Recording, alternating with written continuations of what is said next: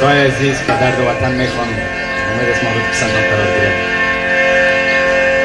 یادت بخیر باشه خواجه صفای کابل، یادت بخیر باشه خواجه صفای کابل، از شیوکی گرفته تا چار طلای کابل، از دیمانی گذشته تا شار نو رسیدیم، یک روز میله کردیم در کوچه های کابل. کابل کابل دور از تو هم کابل، در ملکای مردم مهجورم ای کابل.